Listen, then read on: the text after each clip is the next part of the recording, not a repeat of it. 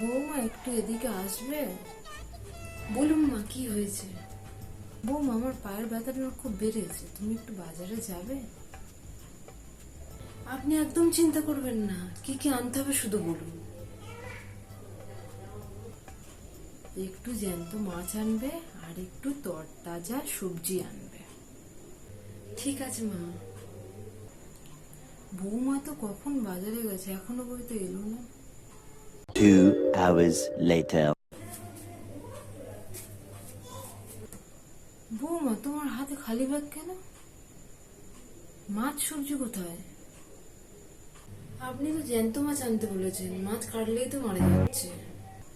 হায় ভগবান, আর সবজি আনলে না কেন?